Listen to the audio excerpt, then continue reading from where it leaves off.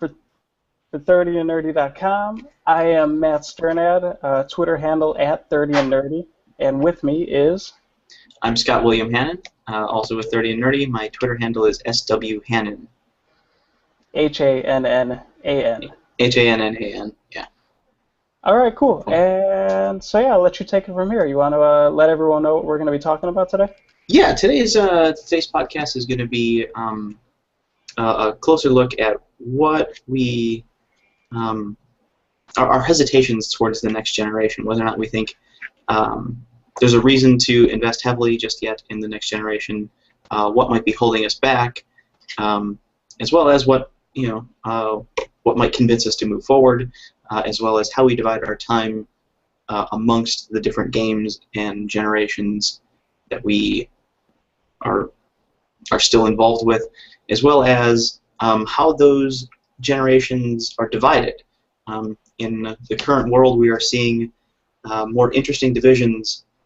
Back in the day, you weren't able to take an NES game and plug it into an SNES game, but more and more we're able to see emulators and modifications to newer systems that allow them to run older games, and it's changing a little bit of the way that we are able to define the generations of our games, as well as what constitutes a current game. So, first things first, Matt, what have you been playing? What have you been listening to, watching? What? Okay, yeah. So to lay a little bit of the foundation down, I don't have an Xbox One or a PS4 or a Wii U yet, and I also I don't really have a good gaming PC. The last time I checked, my computer could run like Mass Effect 2 at full settings, but that's like really the last thing I ever tried playing on it. I just beat Drakengard 3 for PS3. There's actually a review for it up on the website. And so beyond that, I'm kind of still picking away at Ocarina of Time on my 3DS, as well as Persona 4 Golden on my Vita, and then also outside of those, I'm still I'm picking away at Dark Souls 2. As I think I mentioned to you, I'm kind of prepping my New Game Plus file. I'm trying to go around and make sure that, I don't know, there's nothing left I want to do as far as like collecting items and stuff like that before I restart with everything and whatnot. So yeah, how about you? Cool. Well, last time I told you, my roommate and I 100% did NBA Jam on Fire Edition, and that was the last like big completion that I made. But in preparation, for this podcast, I went through the games that I have in my catalog and in my Steam account, not even counting the games in my wish list. But I have Saints Row 3 that I still really want to play, which is a lot of game to still have to get through. Yeah. But I also would like to play Saints Row 4, and honestly, most of the reason I want to play 3 is so that I can get to 4. I feel like I want to at least build up to that point. I've got Child of Light that I still really want to play. Yeah, the game looks awesome. Yeah, it looks amazing. Actually, my biggest hesitation right now is that Ubisoft has this really obnoxious registration service that you have to do. So you have to register with Ubisoft in order to play their game. And I have a pretty strong objection to that.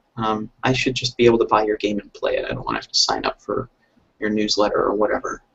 Oh, interesting. So is it not like DRM, but it's actually just you have to register with the website and stuff like that? Yeah, you just have to register with Ubisoft. And, it's probably really simple and really painless, but, I'm getting to the point where I'm just tired of having my email address out in so many different places and having 1,000 different passwords that everybody demands be unique. Yeah. But anyway, I still haven't made it through Limbo. Not that I'm not interested, but it's just a game I haven't sat down to complete.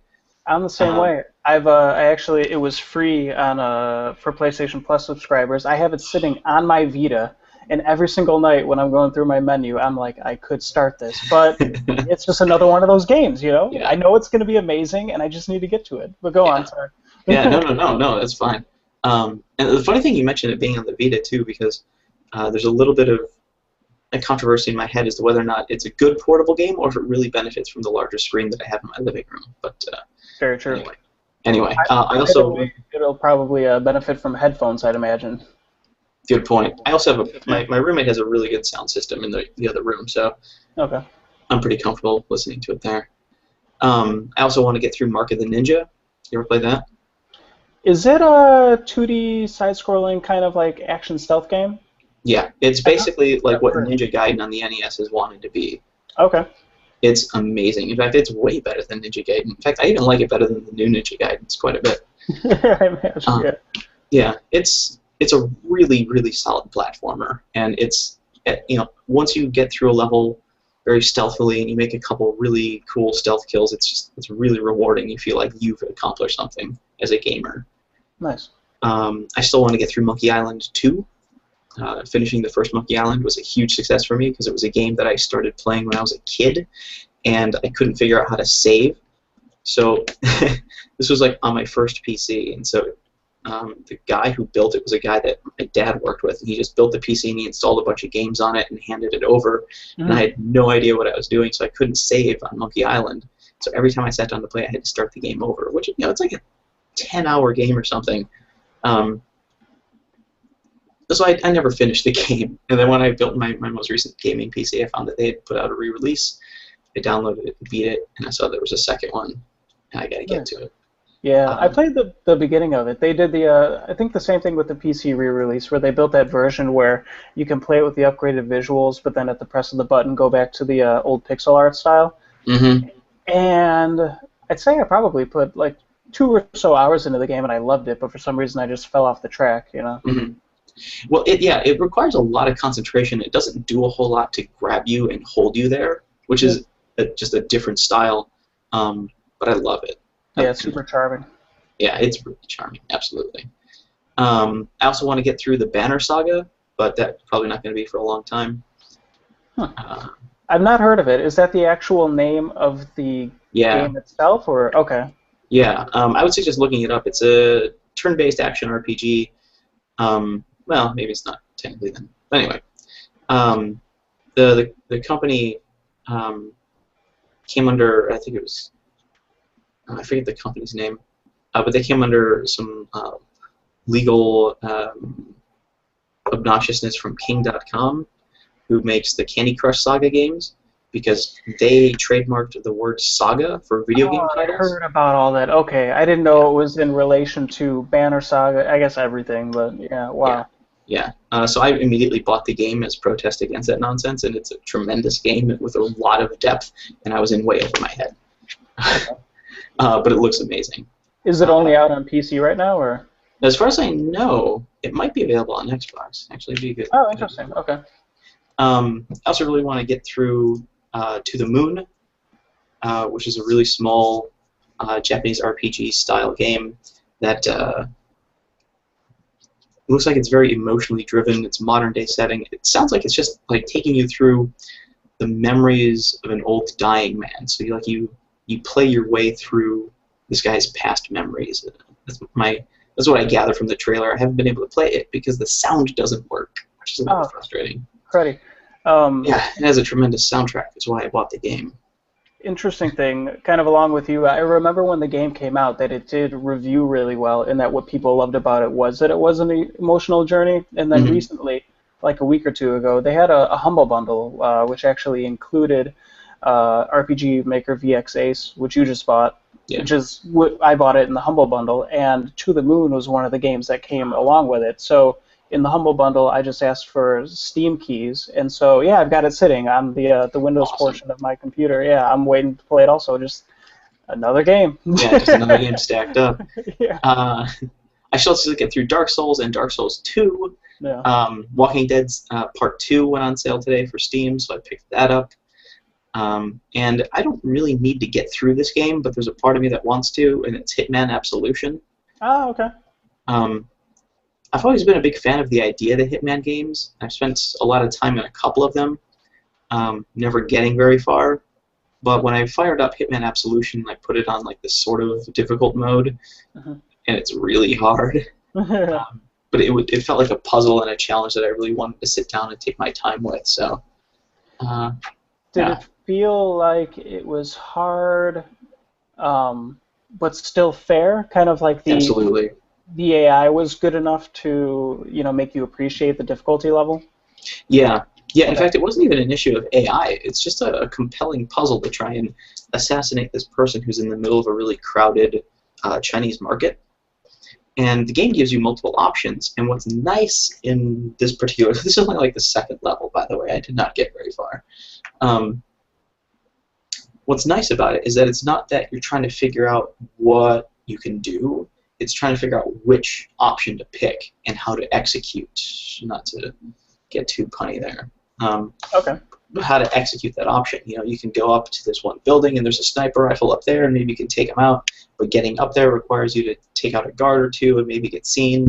You know, so maybe you have to change clothes. Another option is to like get him when he goes around a corner and drag him into the sewer, but how do you get past his bodyguards? Another option is poison, but how do you poison something without someone else seeing you? So it's, you know, of course the main issue is being seen and being able to get out alive, but you have a lot of options. So it's cool, or it seemed cool. Yeah. Cool. All right. So having pointed out, at least on my end, 13 games that I need to get through still, and none of those are technically next generation. Yeah. Our issue appears at the moment that we have plenty of games to get through before we even bother dealing with the next generation of console gaming. Quite a problem to have, right? Yeah, first world issues only. So Some people are worried about having water. We're worried about having too many video games. Where's my next meal coming from? Oh, yeah. We're so pathetic. But the other part of the other funny part of it, and I said this in the last podcast, is that I'm not convinced on the next generation, in part because there's plenty to play on this generation, but also because I'm not dying to play anything on the next generation. So I was wondering, Matt, what do you think? What is your reason for being hesitant towards the next generation? Is it lack of games for the new one? Too many for the old? A combination of the two? What's going on? So here's an interesting little story for you. Talk about the best kind of problems. I just found out that I didn't realize that I was signed up for a rewards program on on my primary credit card that I use for my purchases and whatnot. Nice. So I go online and I'm clicking around and I'm like, oh my god, I have $300 sitting here that I never knew I had. And my wife and I have been discussing getting like a WiiU and stuff like that because we both, like Mario 3D World and Mario Kart 8 and stuff like that. And so we're like, oh my god, we can do this now with money that we didn't even know existed. And so it's not even like we have to really justify the financial side of the purchase, like what else we should or shouldn't spend money on and things Free like money, that. so to speak. And here I am, scouring the internet, just kind of, looking at the games that are out for it right now. Like I said, Mario 3D World, Mario Kart 8, the games that are coming out for it. And it's still like when I look at the Wii U and when I look at the Xbox One and the PS4, everything's happening in 2015. Okay, and so the games that are coming out at the end of like 2014, like the really big titles, for example, like Dragon Age Inquisition, The Evil Within, Alien Isolation, Far Cry 4, these are all games that you can also still play on either a PlayStation 3, a PC, or your Xbox 360. And so I'm kind of like again, kind of like we mentioned a little bit last week, it comes down to how badly do I need that prettier version of a game that by all means I can play. But it's like when you play on the PS3 or the 360, you're essentially just playing I don't want to say like a low-res version of it, kind of like the PC game at low settings versus the PC game at like medium to high settings. And I don't know, even with having like a spare $300 sitting there, granted PS4 and stuff costs $400, whatever, that I can justify the purchase. I almost feel like I need to forget that the money's there and wait until January or February and then think about what I'm going to do. You've come up across another issue that I had, or that I've been having, with newer games. It's less than a year since The Last of Us was released, and there's a remastered version for the PS4. Oh, yeah, I heard about that too, yeah. Yeah, and GTA 5, also less than a year old, and there's a remastered version for the new generation. It's so funny with that too. All of the like video game journalists and whatnot asked them, like basically, bluntly and specifically, is this going to happen? And I'm pretty sure they said no. They either said no or no, don't worry about it. Here it is. After, we didn't see it coming a mile away. Yeah, I mean, that stuff takes just as long to create as anything else. It's not like they just slap a new coat of paint on it, even though that's the effect. Yeah. Do you think it's just a business technique? Is it just a gimmick to get people in? Because, and this leads into a different conversation, which actually might suit a different podcast better, but we can tickle it right now. Are they just trying to get more money out of people, or is it really worth getting the up-resed version for the new generation? Or is it just a way to sell the next generation of consoles? Oh, so just to clarify your question, are you asking me if I think, as far as like HD remasters and stuff like that are concerned, if those are just like a quick money grab, or if they're a way to convert the fan base? Or neither. Is it either of those? We even mentioned Monkey Island. Yeah. That was what, 4-bit game? was it even 8? I don't know. It was from '92 or something like that. It was grotesquely pixelized. And although I consider myself kind of a purist, I played Monkey Island in the new graphics for the most part, in part because it was really hard to go back to those old graphics. Yeah. But it's not hard to play The Last of Us on PS3 versus PS4. It's not hard to play Grand Theft Auto 5 on PS3 versus PS4. And honestly, it's not even that hard to play the original Halo as opposed to the new Halos or as opposed to the Anniversary Edition. Yeah. How much of this like remastered stuff is actually worthwhile, and how much of it is something else? Is it a money grab? So here's how I feel. I feel largely it's a game-by-game basis. For example, Tomb Raider, last generation's Tomb Raider reboot. Hang on, let me collect my thoughts here real quick. Essentially, as we were kind of mentioning last week, it was one of those games that had what seemed like almost as much marketing muscle put into it, as far as like financially, like the marketing campaign for it was as grandiose as like the development cost of the game itself. And in the end, the game sold incredibly well, but it wasn't well enough for them to feel like it justified all of the money that they spent on it.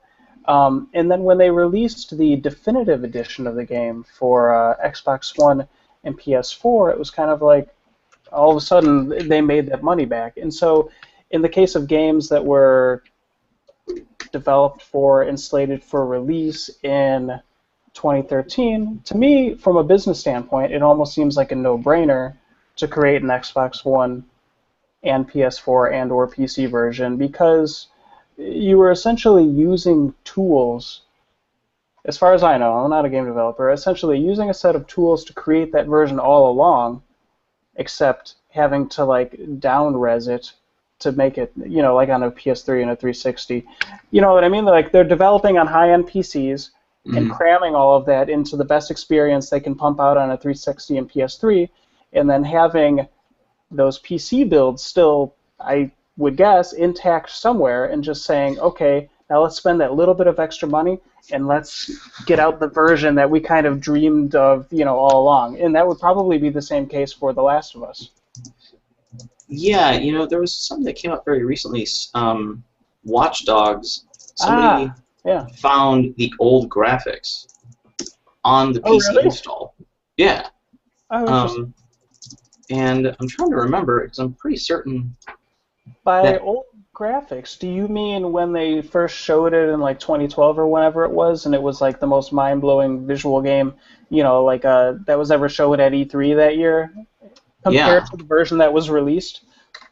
Yep. Okay. Somebody found those files, and I reinstated them somehow, and now they've got a mod out that lets you play Watch Dogs in the old graphics, which is apparently mind-blowing. Yeah. So I guess go on. I don't quite know how that works. How you can actually have that full huge game sitting on the same disc, with the necessity to down-res it, or degrade the graphics. But that's because I don't understand the programming behind it. See, that was almost real smart of a Ubisoft then. Like, essentially what they did is they delayed Watch Dogs, right? And it came out on, correct me if I'm wrong, but like PC, 360, PS3, Xbox One, and PS4, and so you had, it was like a cross-gen title, as they say, on 5 platforms, and they were able to do it without really ticking anybody off as far as like having to do like an HD remaster of it or anything like that. Whereas if a game like Tomb Raider or even The Last of Us would have waited to come out until now, they would have, you know, in the case of Tomb Raider, essentially launched on 5 platforms, just like Watch Dogs, you know, did, and then nobody would have cried foul. Same thing with The Last of Us. If for whatever reason it just came out now, it would have been a really huge, awesome deal for the PS4, and PS3 owners would have been like, holy crap, this game actually looks really good and plays really well on this system also. Bravo, Naughty Dog. Instead of people being like, cash grab. Yep. Which is, you know. Yeah. Yeah, I guess I'm the more cynical. You're saying, cash grab. Yeah, pretty much. And it's not. It brings up again a different topic, but the issue of graphics in video games as being art. If someone were to, and this has actually been a debate, you know, Ted Turner at one point threatened to colorize Casablanca, and in fact, from what I understand, he did, and he had like a warehouse full of colorized Casablanca VHS tapes back in the '80s that nobody wanted because it's not supposed to be in color. It wasn't shot in color, and everybody knows this movie as being black and white. Regardless of whether or not they had color technology at the time, they did. The movie was chosen and shot and remembered and criticized and adored in black and white. Yeah. And so in video games, why is that not as sacred? I don't know. Sometimes it is. Like, some people really appreciate certain things like that. Like, for example, I believe Capcom, when they were releasing kind of like a Super Street Fighter, Third Strike, and like some of their old like fighting games and whatnot, you can choose to play the game in widescreen HD. I don't think they like redid any of like the animations or the character sprites, but it was kind of like the up-res version of it. Or you could play the game with a 4:3 aspect ratio, and the game would actually add in like fake scan lines, so it looked just like old TV. I think that's like an old interlaced screen. Yeah, because you know that's the way we remember playing it at home or at the arcade and stuff like that. And I think it's really cool when companies appreciate that people will appreciate that. You know. Yeah. Yeah, I don't know. Some things probably should just be left alone. Like, for example, like we often, when you talk about like beauty in games and whatnot, Ico and Shadow of the Colossus often come up. And I remember in an interview with the director of that game when they were making the re-releases for the PS3, where it was like 60 frames a second, you know, texture smoothing and stuff like that. I remember he was a little bit ticked, and he didn't just flat out come out and say it, but he did say that he felt that the PS2 versions of those games were perfect. They were his creations, they were his art, and they were all that those games needed to be.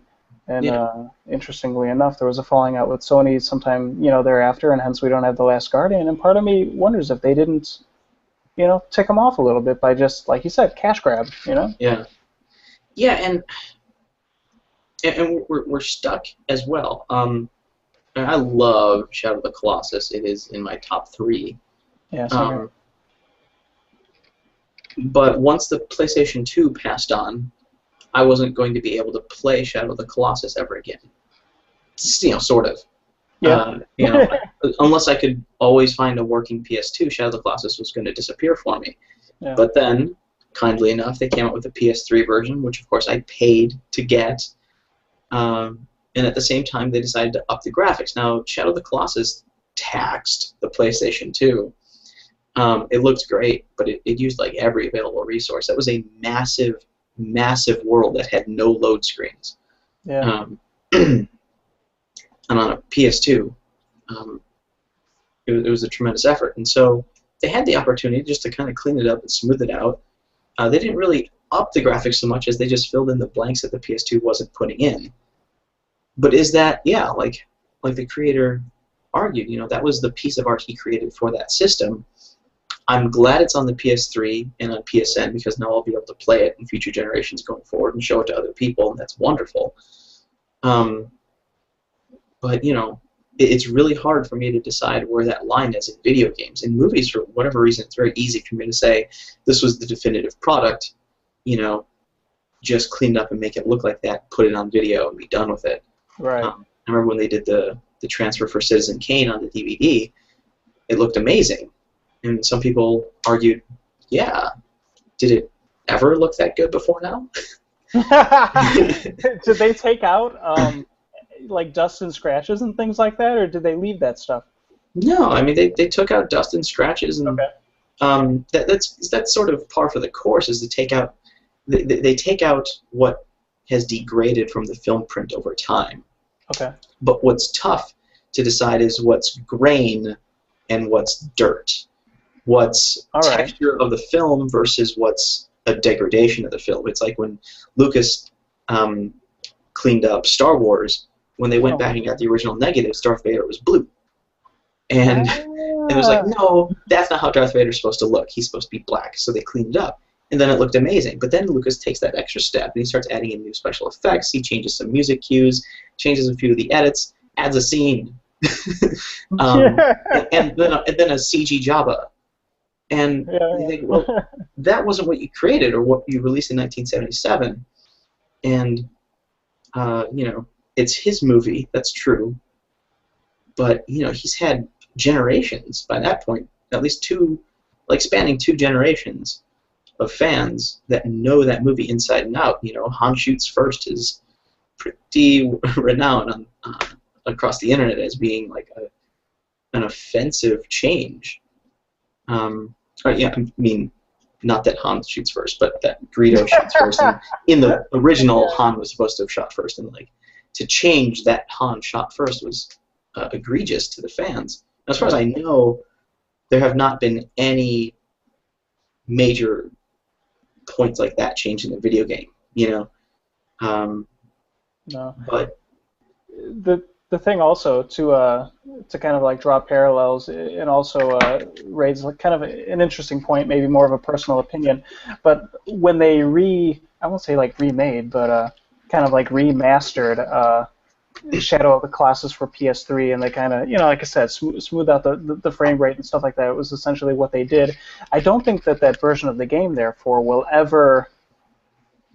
It'll age in certain ways compared to like more modern games, but there's no way that game will ever look worse than the original PS2 version, especially with where like TV technology is going. Whereas, in my opinion, when Lucas added a lot of those scenes into the Star Wars remakes and stuff like that, especially stuff like Jabba. Like you look at the CG in that film now, and it doesn't even look that great. Like it looks like it's just aged, not so hot CG anymore. And so my point is that he went and he changed stuff and he added stuff, and it's not going to withstand the test of time. Whereas something like Shadow of the Colossus HD will, because they didn't tamper with it to the degree that he tampered with those Star Wars films.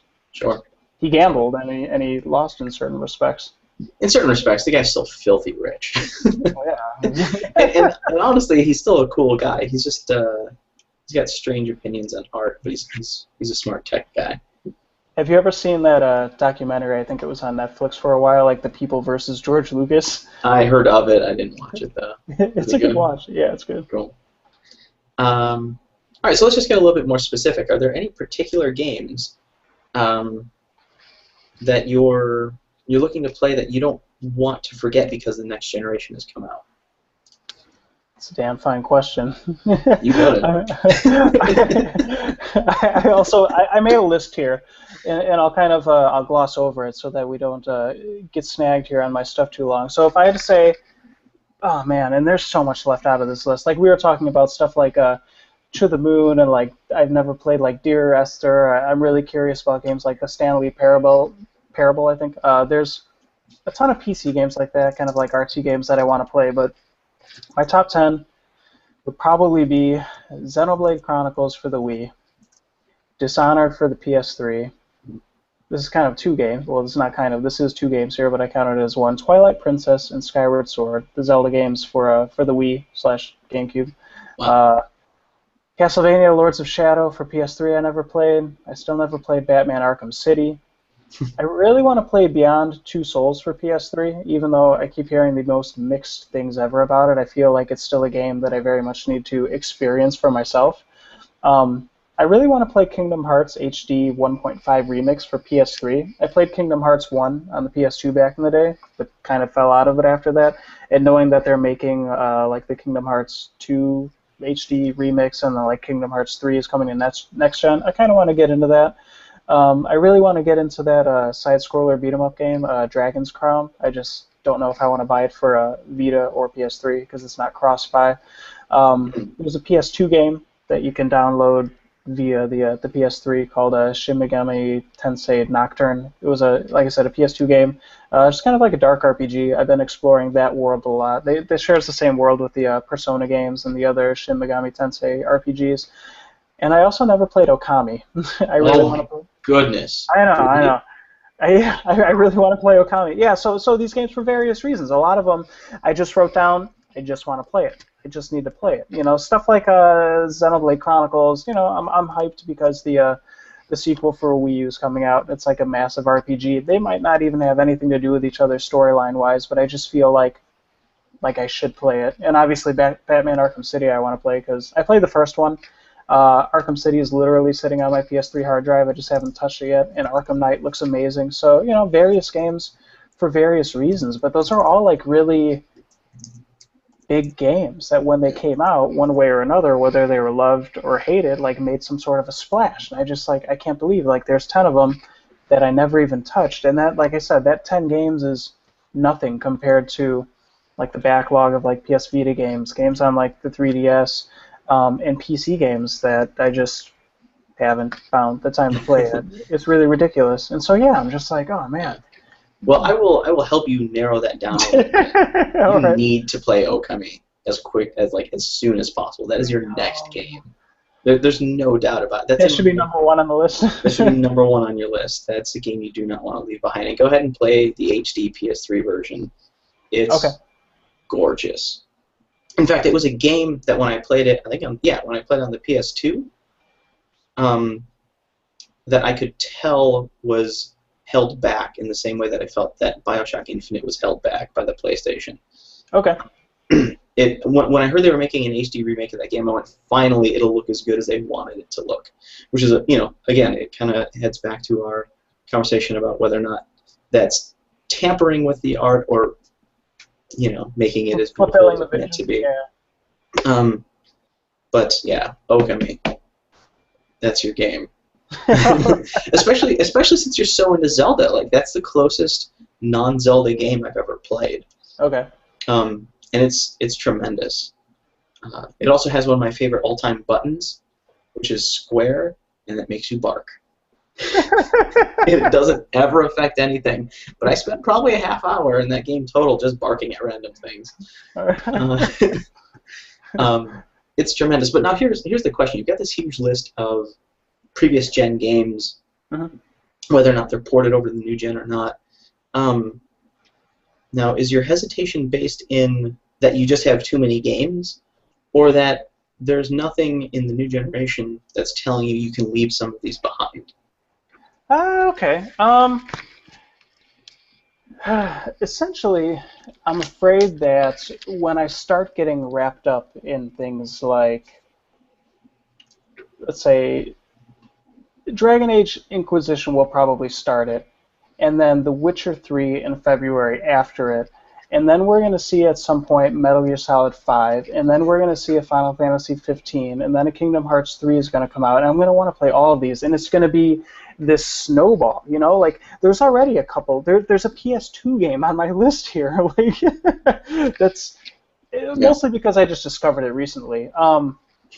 Yeah, but I'm afraid it's going to be the snowball effect, and then all of these games are going to get left behind. And like I said, it's a hell of a problem to have. Yeah. But these are experiences. It's kind of like new, fantastic, dramatic, well-made films come out every single year, hundreds and hundreds and hundreds of which we never watch because either the marketing's not strong enough or word of mouth's not strong enough, and so you're continually watching what's new versus stuff that you meant to watch or should watch, in some cases. And, for games, it's the same thing, except unlike films where you're investing, say, 90 minutes to 2 hours of your time, it's like you're talking about oftentimes a 15 to 50-hour experience. And so when you choose to pick up Okami, you're saying, all right, you're recommending a 25-hour experience to somebody, and that's why... It's more like a book in that respect. Yeah. Exactly. It's a large investment. And it's funny with movies, and video games get compared to movies quite a bit, and it's both fair and not fair. But with watching movies, there hasn't been quite the same sort of generational shift. Video games are much more rooted in the technology than movies. It's true, back in the day, you couldn't, or it was very expensive and prohibitively expensive to install a 35mm projector in your home and to order film prints from a studio and watch them there. Like, nobody did that. Yeah. And then once it finally got onto TV, you could watch them on TV, but then you couldn't see it again, or you had to have commercials between it and blah, blah, blah. Cable changed a little bit of that with HBO, but it still wasn't quite the same experience. Television, broadcast television was anywhere between like 235 and 500 lines of resolution, which is just abysmal compared to the resolution capabilities of film or modern digital formats. And audio was miserable, and so in many respects those were considered laughable or offensive to the people who were purists and would only watch stuff on film. Mm-hmm. But then you get into VHS and Beta and Laserdisc and DVD and Blu-ray, and it's nice that Blu-ray players can play DVDs still, but it still seems like we're dealing with like a phantom of the film or of the full file size for newer movies. But gaming has these really strict generational stops. Like I mentioned earlier, you can't take an NES game and plug it into an SNES game. But we are starting to see things like PlayStation Now, where they're going to start uploading old PlayStation games and PlayStation 2 games. They're gonna stream them for you, and you're going to be able to play those games on your PlayStation 4. Effectively, and assuming that their library becomes large enough or comprehensive enough, they're going to start erasing that issue. You're going to be able to play games of any generation, and hey, maybe even someday of any console. Who knows in the future if maybe Sony and Nintendo will strike a deal, and suddenly you can stream Nintendo games through PlayStation Now, or the other way around. Of course, that doesn't ever sound like something that would happen, but the technology exists that you could probably do it because you're playing on their machines, not you on yours. Mm-hmm. How do you think that affects the gaming world if you start erasing the need to upgrade quickly? Interesting. Okay, so, well, I guess to start jogging my brain on the topic, there was a lot of speculation that this most recent console generation, that being Xbox One and PS4, I don't think the Wii U is considered or part of this talk, as far as them being the last console hardware generations as we know it, because of things like PlayStation Now, where Sony was saying that in the future, all of their Bravia TVs, are going to come equipped with the ability to, provide the Now streaming service and stuff like that, where essentially if you buy a Bravia TV, you have your DualShock 3 or 4 controller, and you're good to go with their library of PS1, 2, 3, 4 games, whatever it is that they end up putting in the service. And so it would work much more like Netflix. Yeah. Oh my gosh. Could you imagine?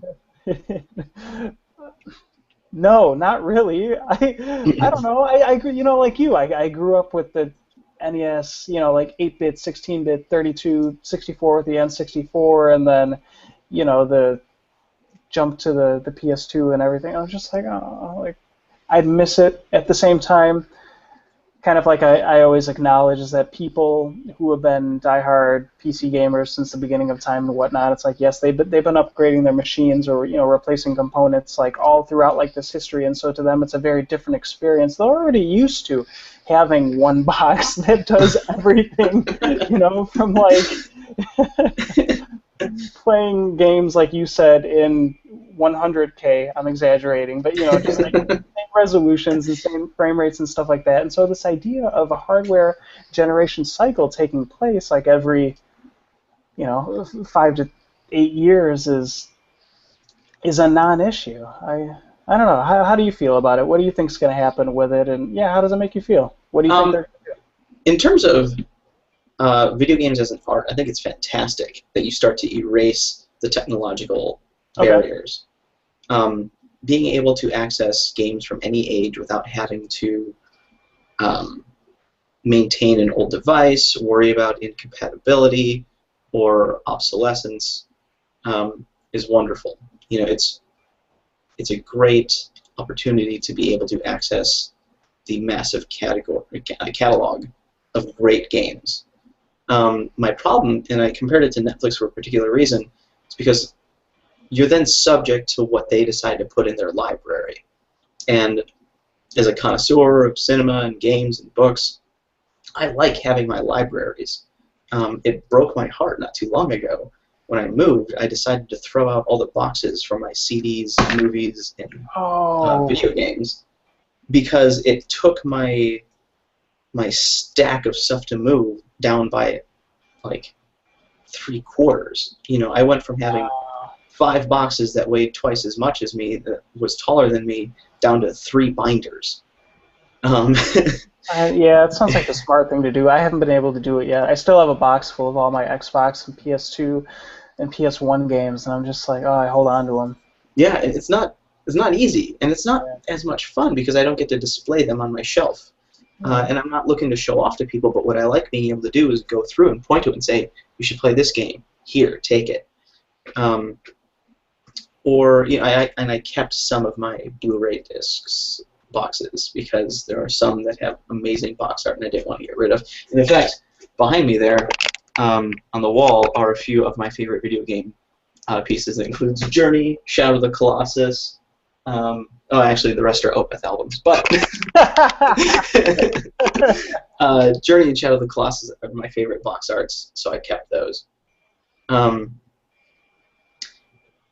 But it'll be a weird place to be because, like Netflix, I've gotten kind of frustrated with their library because one of the things I loved about Netflix back in the day was that they had a massive DVD collection, and it took a really long time for me to find a movie that they didn't have. Interesting. Okay. Netflix streaming, there are a ton of movies that they don't have that I would like to see. My DVD queue in Netflix is 400 films long. My streaming queue is 12. Oh, I gotcha. So I would hate to see the inability, or I would hate to see my ability to cultivate my own video game library disappear. But I love the idea that I don't have to worry about having the next system or to have a system that goes obsolete in order to be able to play great games. In the same way, I don't want to have to worry about my movie collection, even though I do, and I will have to. So I like the idea. You mentioned that they were planning on putting stuff like on tablets and other devices as well, and I'm not opposed to that, but I've never gotten into mobile gaming, although I think with the better and better screens we see, it's less and less of an issue. Yeah. And also just better battery life. But if I'm usually playing games at home, I don't need it to be on a tablet. I'll just go sit in front of my computer or in front of the big screen of my consoles. But something you mentioned as well, you're also then relying on their hardware. And so if they have any latency issues or cloud storage issues, or if there's an issue with your internet service, that's going to affect your gaming. And it's true, you could run into that issue at home. But for me, anyway, there's a big difference between my system breaking and a system that I pay monthly for to always be working going down. I don't know if you experience the same issue or the same sort of ownership issue. So you're saying that you're more forgiving if your hardware at home breaks down versus let's say hypothetically I'm paying $15 a month for this streaming service, video games or otherwise, and I go to relax and consume some of my entertainment time, and the service that you want to use that you're paying for isn't working. Yeah. Okay. Yeah, that'd piss me off. I get frustrated when I have to go downstairs and power cycle the modem and the router, so I can only imagine. Yeah, there's only been a few times when, like, I've gone to, just kind of peruse or download something from the PlayStation Store, for example, and I log on and it's like undergoing maintenance, because I'm like, okay, I didn't know. I'm sure there's somewhere on a website or an email that I should have got that said, hey, we're doing maintenance at this time, because they always send that kind of thing out they usually do. To avoid backfire like that. But yeah, the day that you're paying for PlayStation Now and for some reason it crashes, that's why they have a closed beta going for it right now. I would not be surprised if they have public beta, which would suck if you were paying for it. Actually, but at a certain point it'll stabilize. It would be amazing to me. I don't know if this is a proper example, but kind of how, like, Facebook never goes down. I mean, I'm sure there's stories of somewhere. It actually happened the other day. Really? No way. Yeah. On a wide scale? It was yesterday. Facebook went down for like 20 minutes, and the world flipped out. Oh, man. But that goes to show, like, you didn't even notice. Yeah, I stand corrected. But if they can get streaming service up to that caliber of downtime, where it goes down for 20 minutes once every 10 years, then it's definitely worth paying for, I think. The other thing to keep in mind, like you were saying, latency issues and stuff like that. I know at E3, a lot of like the Sony presidents and producers and stuff like that, Shuhei Yoshida and whatnot, they were saying latency is something that they always battle with.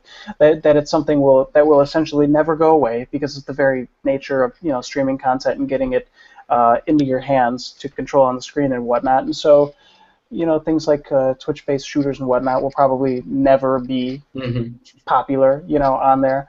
But a lot of games will probably work really well, as far as you're okay with getting, core experiences with as minimal of like controller input delays, they can possibly provide you with. That stuff drives me crazy. Some games, especially for PS3, like Battlefield 3 and like other shooters, I'm not even playing them online, and there's controller latency issue where it's just that little bit of delay from when you go to aim with the control stick to when you watch the player character react on the screen and whatnot. And it's like, if I can't do it when games aren't streaming online, I couldn't imagine trying to do something like that when there's extra latency. Yeah. This was quite a while ago. I don't know how much has changed, but I remember reading that professional gamers actually always prefer using the wired controller, because there's less latency between the wired controller than there is with the wireless controller. Yeah, and we're probably talking milliseconds, but it's still at best milliseconds. Like, it still matters. Yeah. But it matters to the people who are playing within that realm, within that small time frame. Interestingly enough, when Nintendo announced that they were releasing the GameCube controller adapter for the Wii U for people to play Smash Brothers, like that was one of the things people were saying, is that professional players want to be. I mean, they did it for the controller, obviously, but a lot of people also hypothesize that it's giving people the ability to have that wired GameCube controller plugged in to just reduce latency as much as possible. Yeah, Smash Brothers is probably a really good example for that too, because it's a whip-smart game. If you're not on top of your stuff, you'll fall behind real fast. You'll get rocketed off that arena. Latency is a thing that I immediately thought of, and I know Oculus Rift has been battling it as well. Every time they do a conference or answer questions, people are talking like, well, how's the latency coming along?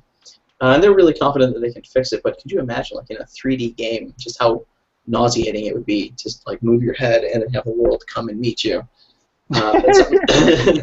It absolutely has to be instantaneous. Like the feedback between the sensors and the mask, the headgear, whatever they're calling it, and the reaction in the game has to be undetectable, or it won't work, or it'll fall flat on its face. Yeah, not only to fight nausea, but also sell the immersion.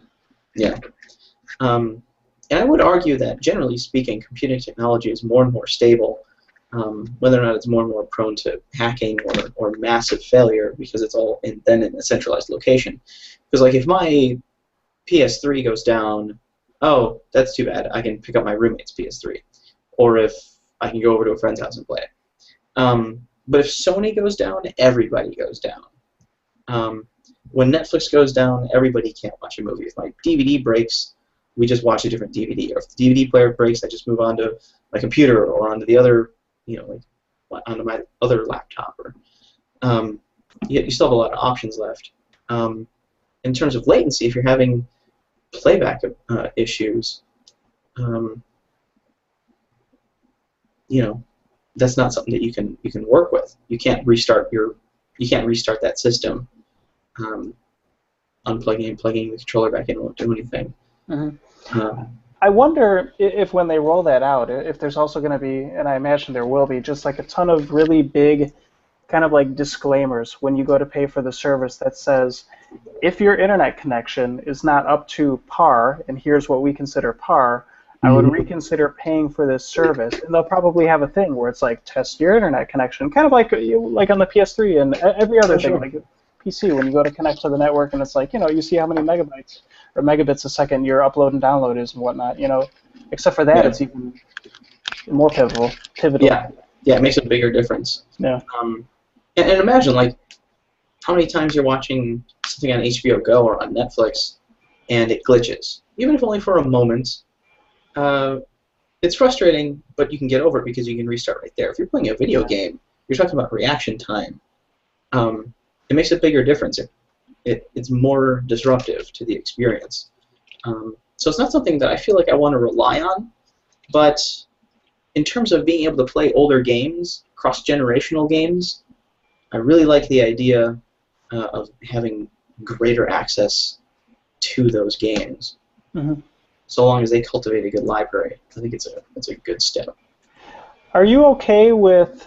And I don't think that there's anything that they can do to combat this. But like, for example, let's say you want to go and relive the Siphon Filter 1 experience for PlayStation 1 via PlayStation Now, and you're going to rent it for, I don't know, let's say you're going to rent it for $1.50. Who knows what the prices will be. And you go and you load it up on your nice 4K HD TV, and this game looks like the blurriest pile of unresponsive crap, because the game was already unresponsive. I downloaded it on my PS3 not so long ago, and I was like, oh my god, I can't believe I loved this game. I remember playing that game, and it being unresponsive back in the day. Yeah, I loved it, but man, that thing was, to say the least.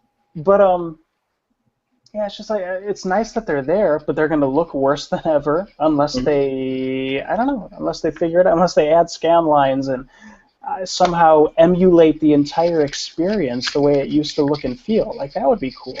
If they could somehow emulate that experience, like do a thing where when you're playing PS1 games via PlayStation Now on like 1080p and like 4K TVs, if they do that, the Capcom scanline things, whatever the PlayStation equivalent is, that could be something really special.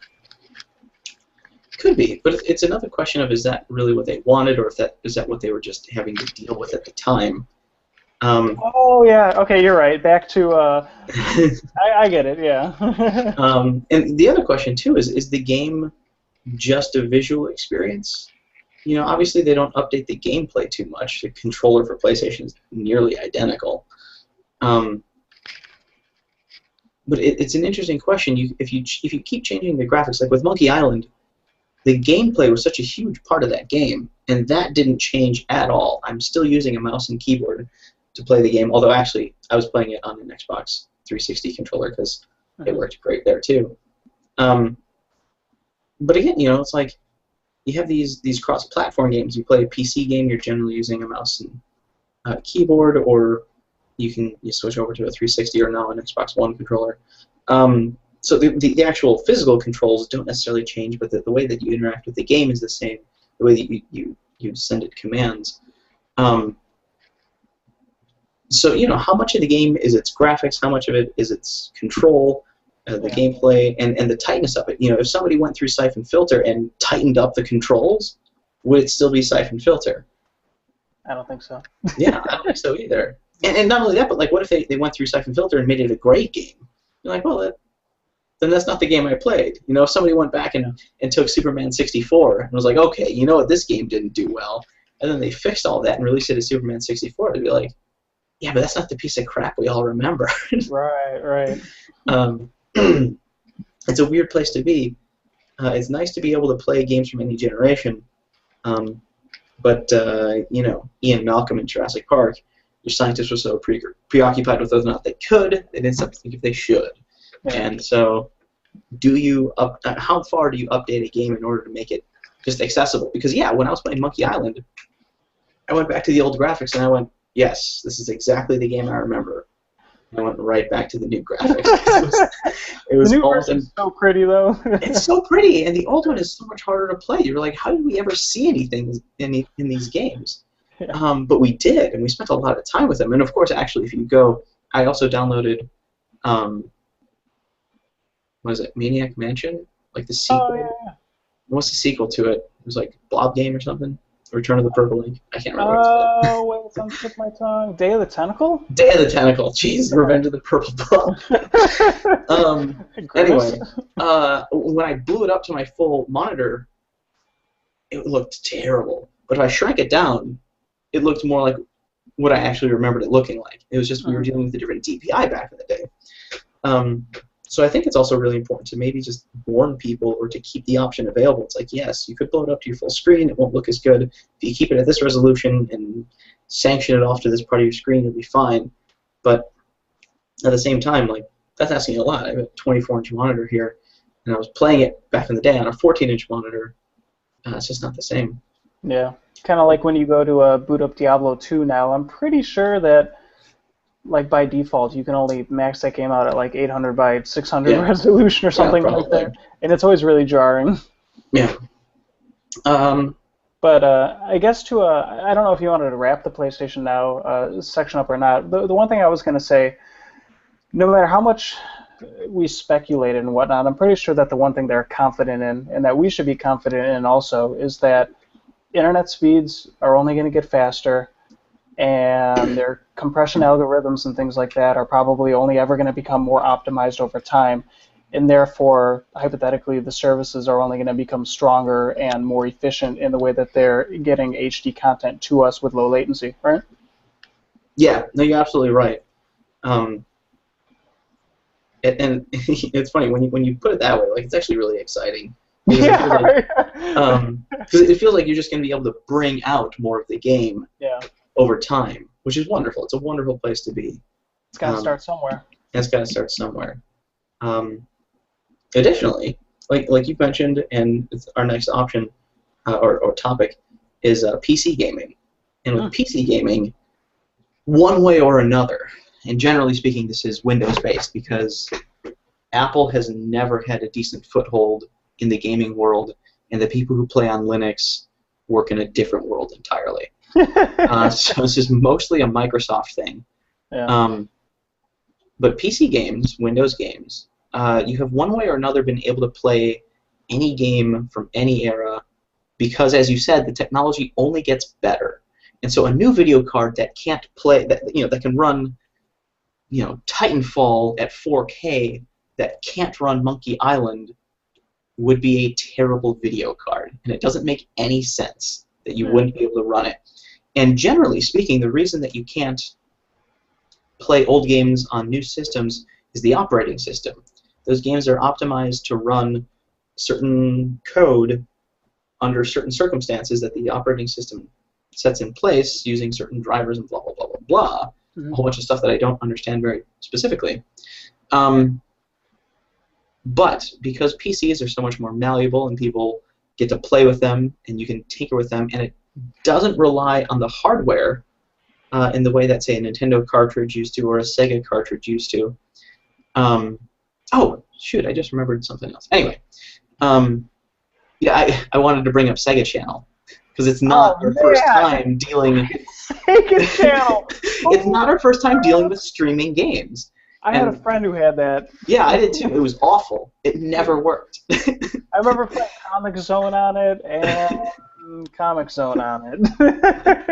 Yeah, I remember we tried playing Sonic, and I was like, 1, you have a Sega, why don't you have Sonic? 2, it's not working. Can you please just go get Sonic? Sega.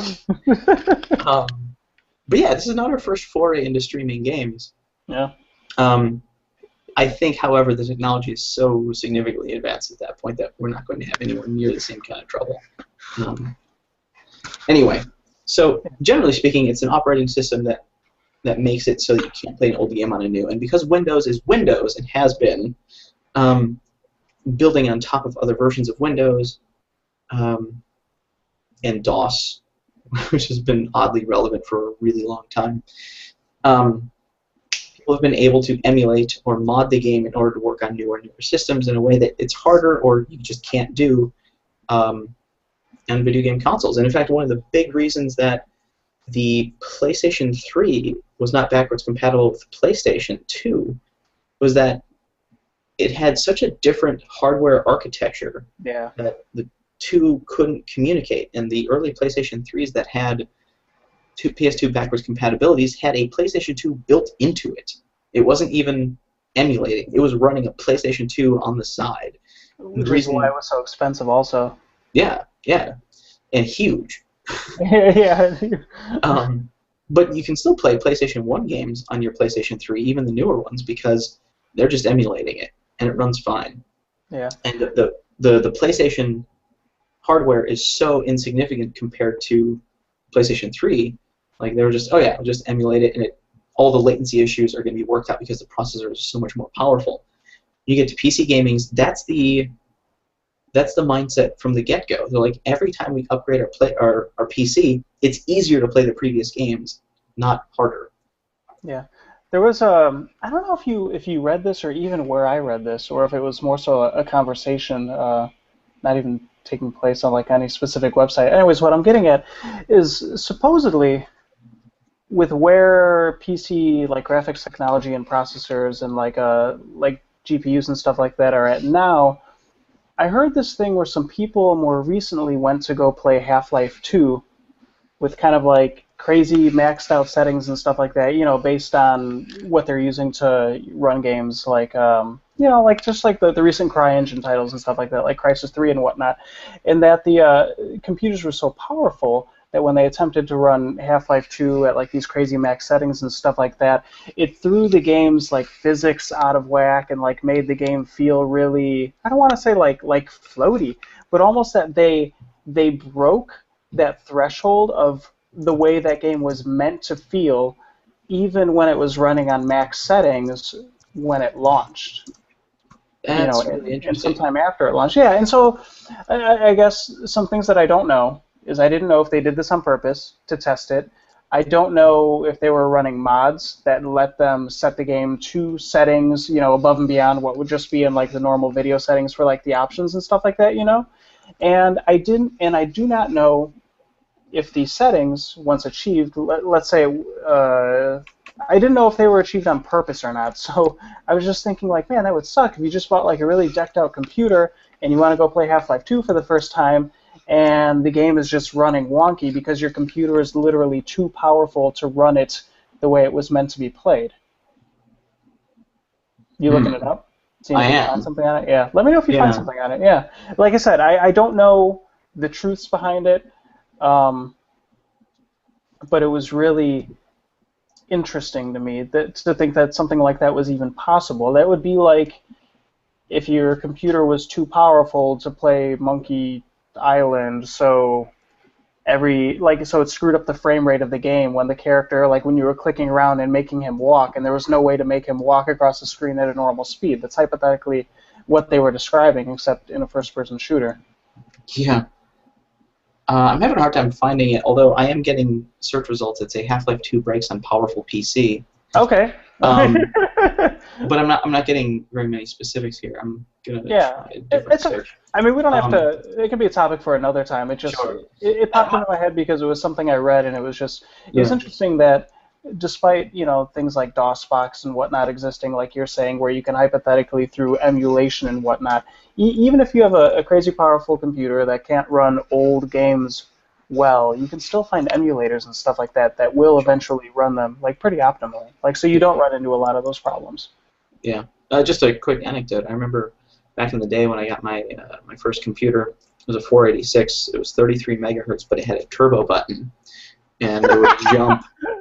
It would jump up to 66 megahertz, which is pretty baller. Yeah. And back in the day, I got Mortal Kombat on the PC because before, well, not before, but on Sega, it looked like garbage, but it had red blood.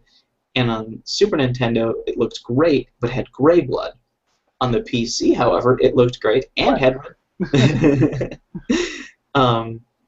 It's the best of both worlds. Yeah, so it was the best of both worlds. And when I would have the turbo button on, it ran the game at regular speed. But if I took the turbo button off, it went into slow motion. Oh, interesting. Yeah, so I beat the game really quickly because I had plenty of time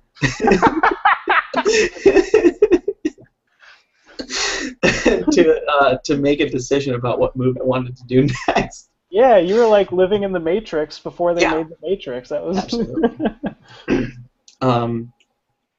So, yeah, PC. I mean, it's really easy to say PC gaming has had the advantage because it has the technological advantage. You can upgrade your equipment as you go along, and like I said, a newer video card that can't run stuff the older video card could run is a bad video card. Nobody would buy it. Any game that's optimized for just one video card wouldn't ever be able to sell. So they have to be able to work with different pieces of hardware, and in certain ways, different architectures, but nothing as dramatic as the difference between an Xbox One and an Xbox 360 or PS3, PS4. But in addition to that, you have this massive catalog of basically any game. Now, when you make a game for Sony or Microsoft or Nintendo, you have to pay them a licensing fee. And one of the reasons that games are becoming more and more expensive is because that licensing fee is more expensive each time. If I'm not mistaken, Microsoft and Sony charge a ridiculous amount of money to make a AAA game. On top of that, you have to pay another fee to use the system or something like that. And on top of all that, it's more and more expensive to make a game. This is one of the things that we talked about a little bit last time, is that it's so expensive to make a big game like Assassin's Creed that they can't really afford to make a controversial or experimental game with it. It has to be a consistent, almost generic experience. Like Watch Dogs, it looks cool, but at the same time, it's an open world game where you're just gonna walk around doing open world stuff still. Different coat of paint on it, a few new game mechanics, and voila, here it is, Grand Theft Auto all over again. Yeah. Do you know? Maybe you can answer this. Is there a difference between a licensing fee and a publishing fee? Because I know that like self-publishing on like iOS and Android platforms was like a really big thing, and so some companies like Sony and Microsoft removed publishing fees for like Xbox Live Arcade and like PS Vita like titles and stuff like that. And obviously Sony is still going to make money off of every single purchase. That's got to be the licensing fee. But maybe I guess I don't know that much about like the marketing and stuff behind it. I suppose I don't know the difference between the two. I just don't know the difference between the two. It does seem like the indie games market, and this is why indie games are so popular, is that they can make a cheaper game, they can sell it for a price that offers them a sustainable profit, and so long as Microsoft and Sony and Nintendo aren't charging like mad amount of money in order to be able to publish that game on any of their system, on any of their networks, that industry is going to thrive, and that's what's been happening on the PC in the PC market for a really long time. I stepped away from PC gaming for quite a while. I built a computer in 2004, 2005. Oh, okay. And then I moved, and I was busy doing other things, and I didn't game on a PC. In fact, I even had my video game systems with me for a long time. And I came back, and it felt like the PC world had kind of died. I went and my roommate got a 360, and we had a PS2, and then I got a GameCube, and blah, blah, blah. Or GameCube was way before that, sorry. but I was playing it a lot at that time anyway. Dude, that system still holds up, I bet you. Yeah, I love it. Yeah. But then Steam came along and changed the way PC games work. It was clearly a brilliant idea to offer an online marketplace. And I remember being in one of my teacher's offices who was downloading Half-Life 2 his work PC. Half-Life 2. On his work PC? On his work PC the day it came out. He was watching the progress go along. And he was like, this is it. This is going to change the PC gaming world. And of course it did, because you wouldn't have been able to market an indie game like Limbo or Journey or any of these other, small budget but big, or Braid. Braid was the other one I was trying to think of. You wouldn't have been able to sell those in a store because it costs so much money to market and to make physical copies and to make the box art. Being able to distribute your game digitally in a digital world is the only thing that makes sense. Yeah. So PC games exploded when Steam said, hey, here's your one-stop shop for anything you can think of.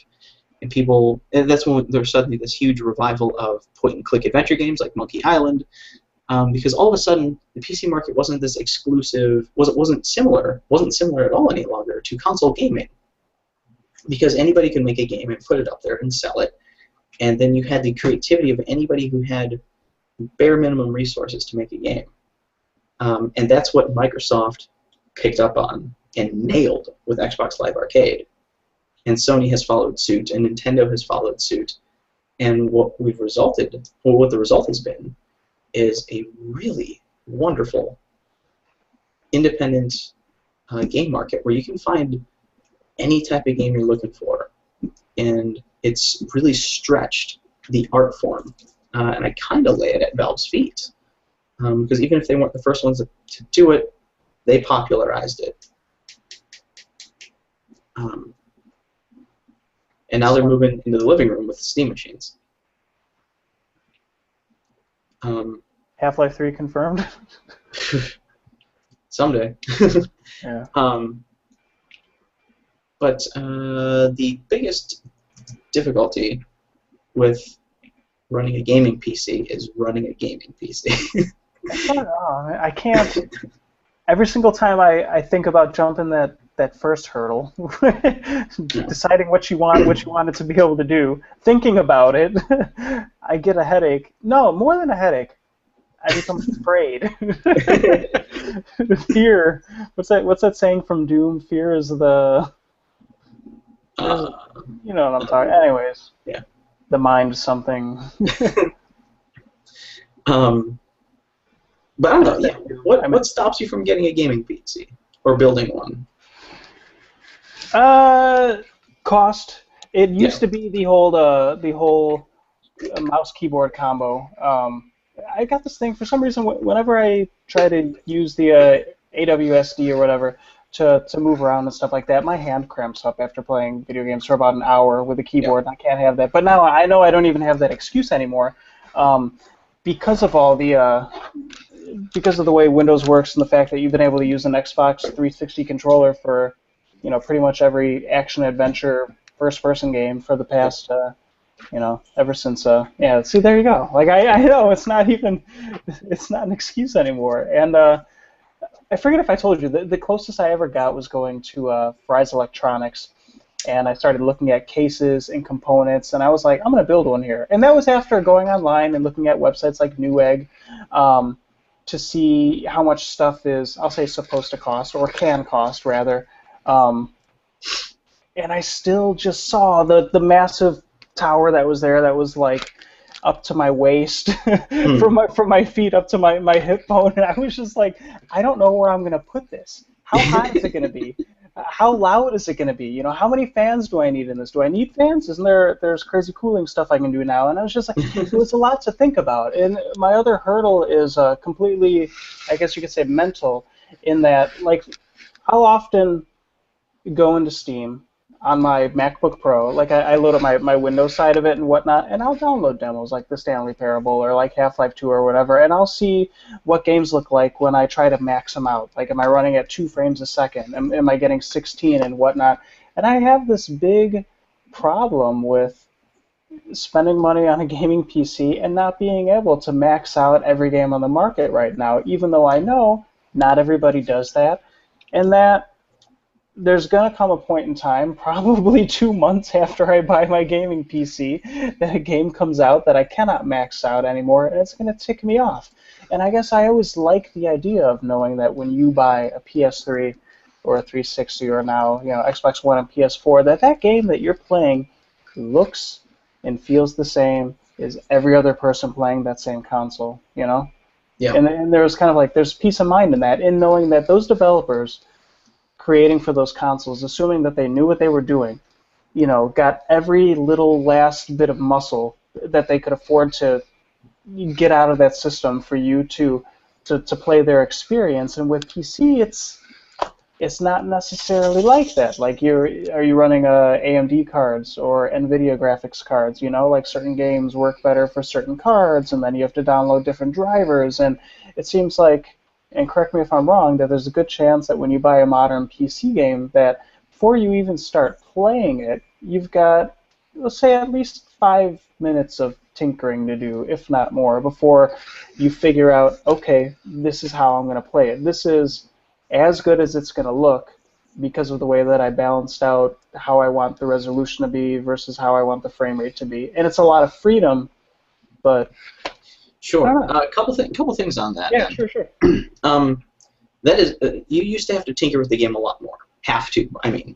I remember when I was dealing with every one of my computers growing up, playing a game on it, there were nights that ended in like pure emotional breakdown because I couldn't get the game to run. There was a game I couldn't ever get to run on my computer, even though I had all of the right specifications for it, cannon fodder. I couldn't ever get that game to run. I remember when I built my first PC, it was still a little finicky. I had I had Oblivion on it, and I could run it at pretty high resolution, but it would get a little jittery at times, and sometimes changing drivers would help, or cleaning up different parts of the PC would help and whatnot. Ever since then, I've built 2 computers since then. My most recent one is hands down my most stable.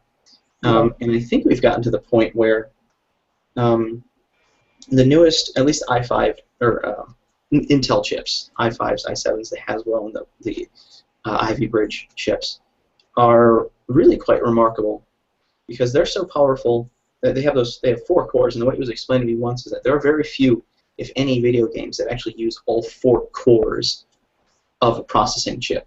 And there's just not a game built to take advantage, or that would ever currently necessitates that much processing power, or that kind of processing power, because we've also reached a point where processing power has plateaued.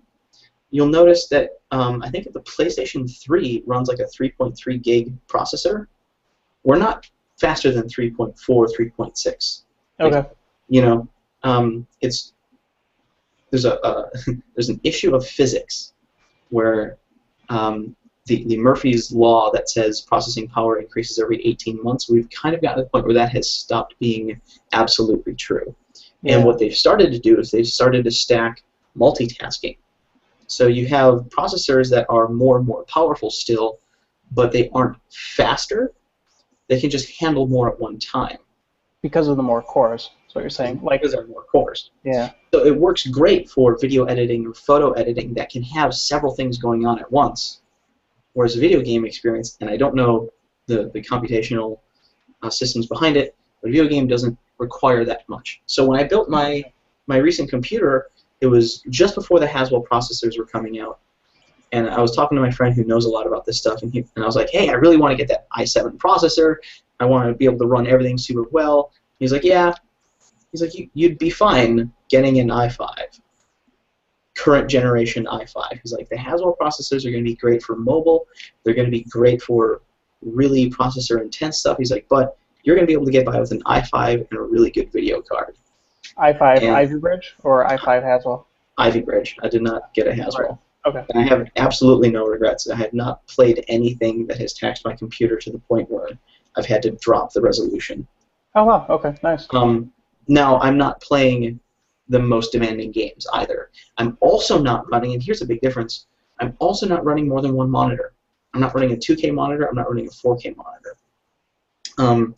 The big gaming rigs I've seen have a couple video cards because they're running anywhere between 2 to 6 monitors. And if you look up people that have gaming rigs that have 6 monitors, it's too much. If only because the bezel on the monitor is too thick. It doesn't make for a smooth display. But there are gaming setups that have 3 monitors that I think look awesome because you can put your face kind of in between them and it covers a little bit of your peripheral and it really feels like you're in the game. Oh, interesting. Or really enhances that sensation. Yeah. But similar to what we've been saying, the technology keeps getting better. The computer technology is more capable. It's more stable. And I have fought quite a bit with my computer, but it hasn't been over its ability to play games, except for To the Moon, where I'm just suddenly out of sound. But following the commentary or the comments that I started up on Steam, I'm not the only one with this problem. Okay. I'll have to give it a try just to... Yeah, just to find out. Yeah. So the scariest part of building a PC is actually putting it together. That's been the scariest part for me. I can read up on every part and every piece that I want to put in it, but I'm still pretty intimidated by putting it together because if you put the processor on your motherboard wrong, you're finished. You have to start over. Yeah, I watched a lot of those like YouTube tutorials. I think from just like PC websites and like Newegg and stuff like that, where they're like building with like Corsair cases and stuff like that. And I'm still, it's scary watching them go from a blank screen to getting like the first little blip of like heartbeat and stuff like that. It seems like they know what they're doing, and even they hold their breath. Every time. Yeah. I had a friend that once bragged to me he could get any PC up and running in 90 minutes. That he'd be able to put it together and have Windows loading or loaded in 90 minutes. And my friend who helped me build my current computer said not necessarily the same thing. It was like 2 hours. 2 hours, we'll have it up and running. It was 6 hours. Of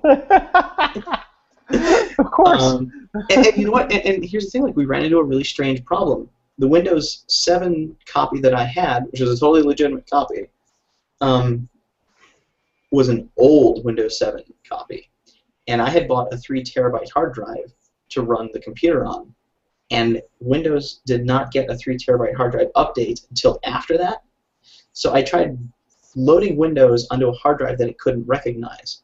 And that was a problem. So I had to use one of my old hard drives as the main operating system hard drive and add the 3 terabyte drive as the backup. But that threw us for a loop for a really long time, and we went through all sorts of hoops to try and trick it into working. Like we tried partitioning the drive and erasing the partition, and of course none of that worked. There were some people that said they could get it to work, and these are the people who will spend all day long doing it.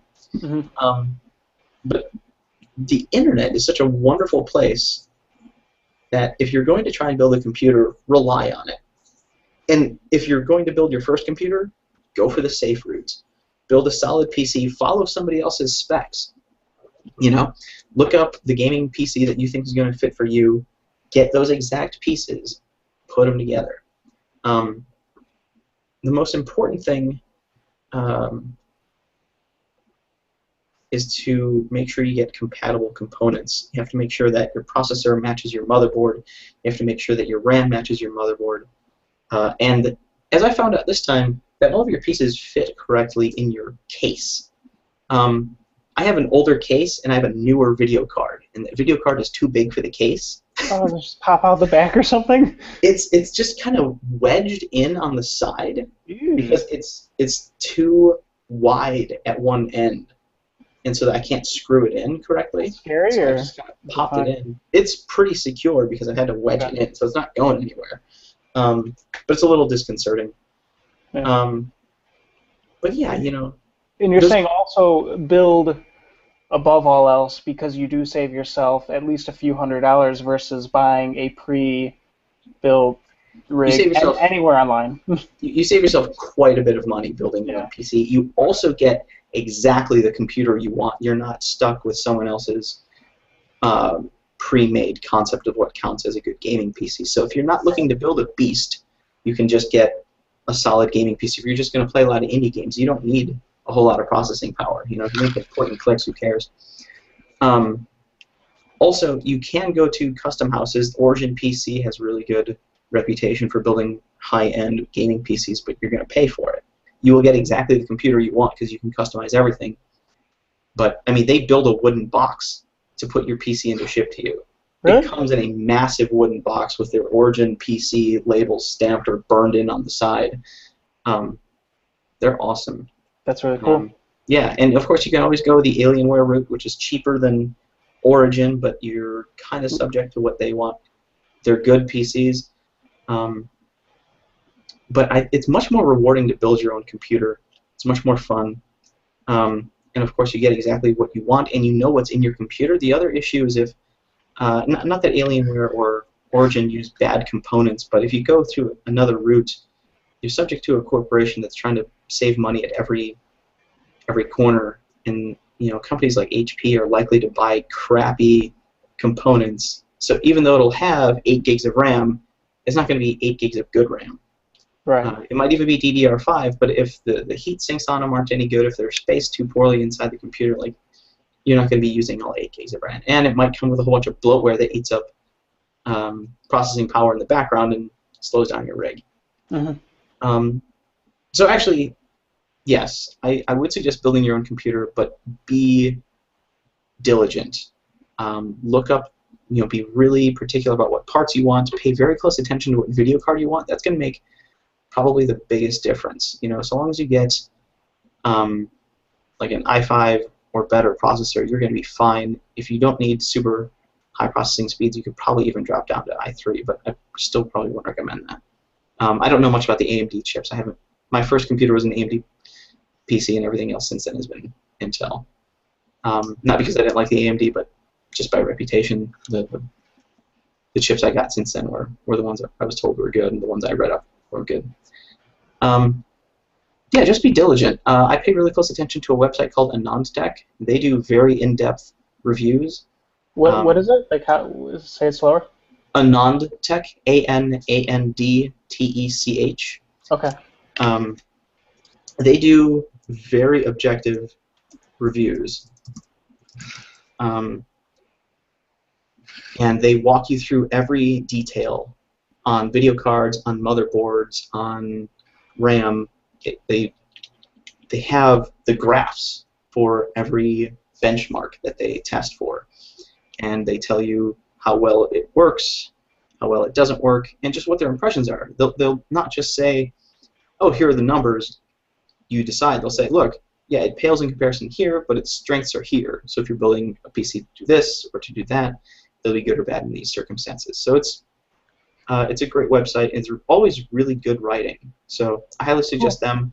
Also, Newegg has video reviews up on their site. Okay.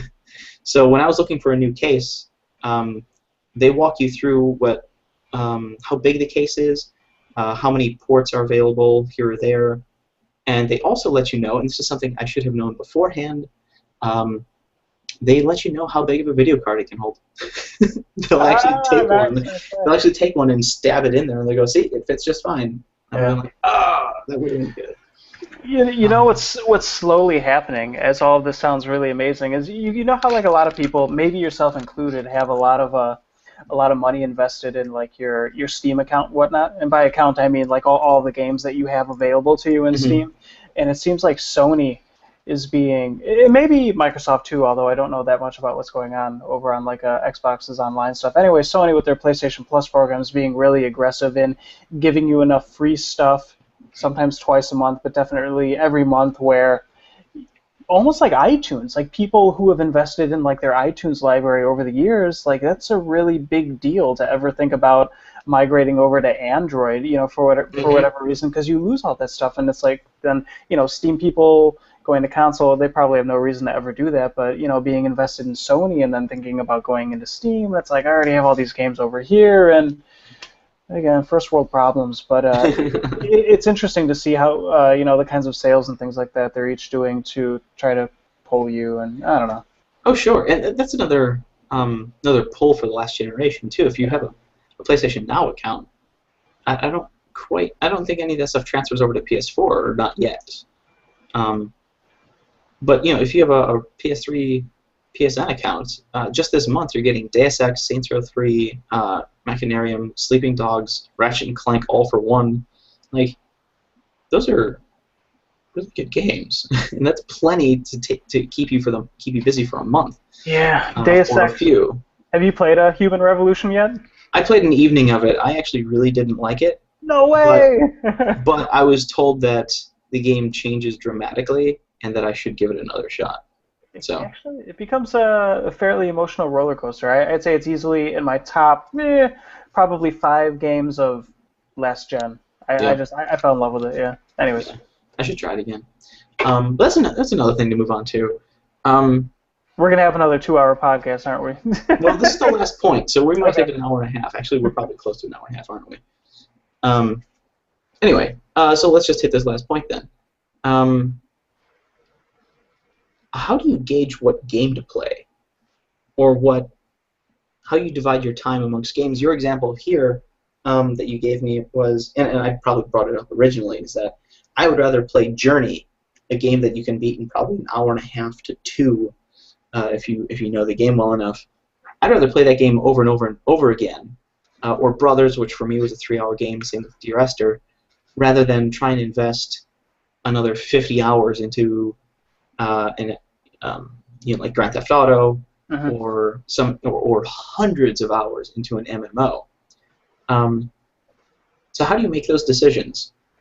Yeah, I already know that I'm never going to play another MMO. A few years ago, I lost a solid year of my life to a World of Warcraft. Before the first expansion even ever came out, I literally played that game anywhere from 6 to, at times, 12 hours a day for probably almost 365 days straight. It was ridiculous.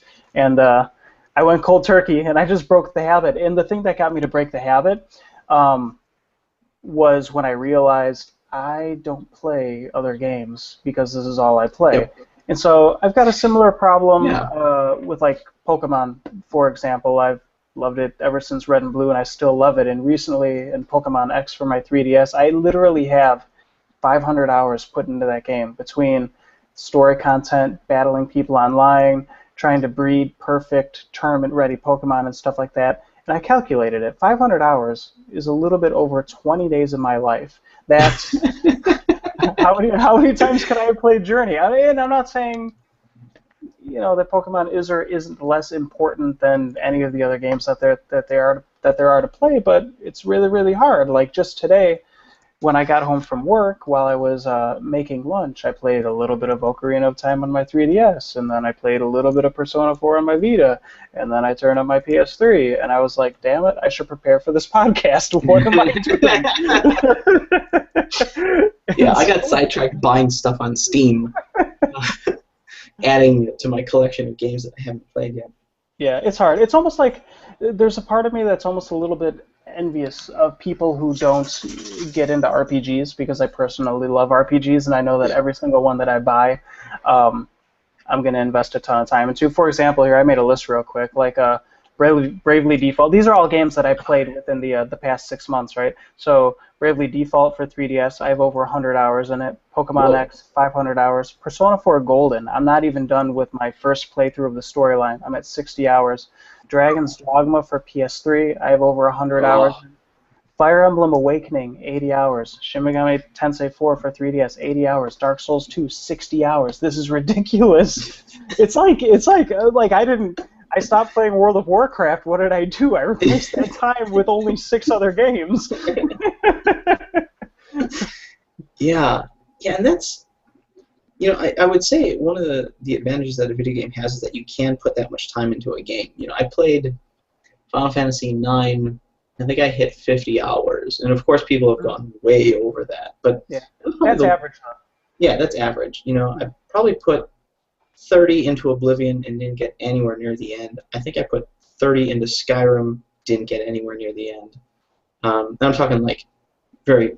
I tend to waste a lot of time in open world games because I remember in Skyrim when they let you out and you're facing down a hill towards that village. I went, wow, cool, there's a village, and I immediately turned left and ran off the mountain.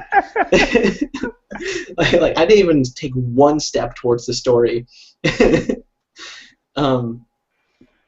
Yeah, that's the only thing I have, I'll say, going for me in that regard is while I do like RPGs, I often don't get into open world games. I play Grand Theft Auto games for like 8 hours and I get bored of them. Yeah. The exception being Fallout 3 and Fallout New Vegas. For some reason, I love that series, and I loved Morrowind for Xbox/PC. I played it on Xbox, but I couldn't get into Oblivion, and I couldn't get into Skyrim, and I couldn't get into Sleeping Dogs. I don't know what it is. And all those games have great stories, you know?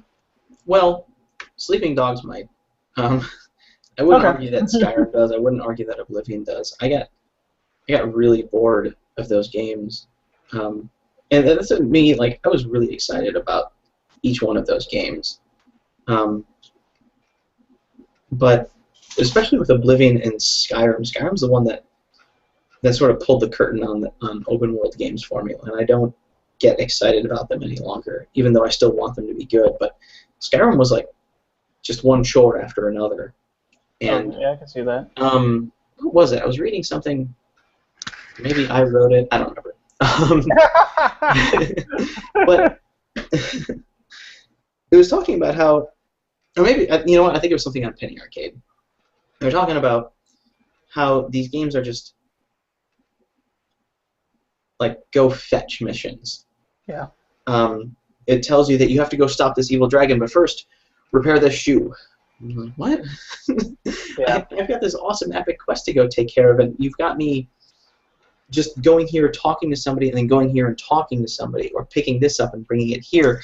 The actual action of the game doesn't have anything to do with the task you have at hand. And you know, Skyrim, you kill plenty of dragons, but so very little of the game is actually trying to complete the story. Whereas, I'm going to go back to Monkey Island. The thing that I realized that was brilliant about Monkey Island was how much the gameplay progressed the game. There's a sequence where you have to learn to be a good swordsman in order to go challenge the sword master, who then later becomes a part of your crew. And in order to get better at being a swordsman, you have to learn how to insult and post insults. And so you meet a pirate in the woods, you get a sword, and of course the whole process of you getting a sword is intricate in itself. You have to go find the guy who makes the sword or steal it from somebody or blah, blah, blah. Like, it's a whole adventure to get the sword, and then you start meeting people in the forest, and they give you, you know, they say, hey, you know, I haven't seen a pirate this ugly in so long, and then you have to come back with the right insult or the right comeback for that. And if you get it wrong, sometimes you hear, or if you get it wrong and you lose, you then go to the next pirate, and then you hear another insult, but maybe it's one that you do have an answer for. And so when you answer with that, then you get a new insult back, and you guess at the answer, and maybe it's wrong, and then you go fight another guy, and he's got a new insult, but you've got the answer to that other insult. So you start learning, and you start collecting answers to insults, and you get better and better, and every time you win an insult round, you progress forward on the screen, and every time you lose, you go back. And it's like 2 or 3 steps in either direction, and one wins and one loses. So you have to remember, you, the player, have to remember which insult goes with which comeback. And that's how you win the fight. And then you can go to the Swordmaster, who then beats you handily with new insults that you've never heard before, and you have to take those back to the pirates in the forest to learn the new insults, to learn the new answers to those insults, and then bring them back to the Swordmaster and eventually beat her. Whereas in Skyrim, you're just going around and picking up stuff. And if you can't get through an area, you have to go somewhere else and level up and do something that's completely unrelated in order to just be stronger. in order to be able to hit more numbers rather than actually learn something about the game. Here's a question. Do you think that if Skyrim had a quest that was, pretty much the same thing as, not like, for the sake of example, let's say Monkey Island didn't exist, and Skyrim did that exact scenario in its forest, and the sword master in the town sent you to get the sword, and that whole scenario played out the same. Do you think it would be as charming? Do you think it would be as fun? Do you think it would leave you with the same impact? Or do you think that Skyrim's lack of whatever it is we're talking about is just one of a pile of problems? Style of game? Yeah, the latter. Okay, I can't answer my own question, but I needed to see the look on your face. Yeah, Skyrim doesn't have the wit, it doesn't have the whimsy, it's not fun. That was the other problem I started to have with the Elder Scrolls series, is that they're chores and they lack whimsy. There's nothing engaging about the game. I had a friend that said if those games weren't so pretty, nobody would play them. Yeah, again, nothing. Go on. There's nothing unique about the gameplay. There's nothing unique about the level progression. There's nothing interesting about it. Like, Skyrim added some fun armor smithing stuff, but then the majority of the game is mini games rather than progressing through a plot. So I have a harder time investing my time into those sorts of games. I would rather play something like Journey or Dear Esther that's a digestible experience that I can then sit back and think on and play again and get more out of, rather than just sit down and check items off of a list in Skyrim. Even though I still love running around the world and causing havoc. Like, I love trying to get the giants into fights with the mammoths. But yeah, there's fun stuff like that. I'm not sure at what point I fell off the Elder Scroll bandwagon. I think with Morrowind, I won't go too deep into this, but it was like, I remember playing it. The game looked okay on Xbox.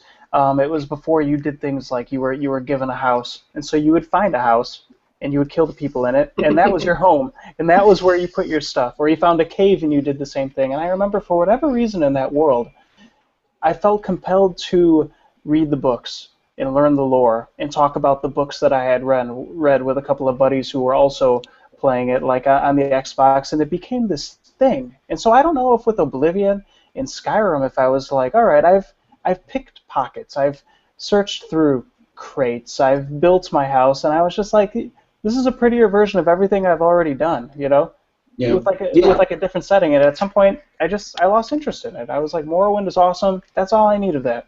Yep. Yeah, I agree. So, but I guess one thing, just tying it back to PCs real quick, with Skyrim especially, I feel like PC gamers had the last hurrah with that game. With as big as the modding community became for it,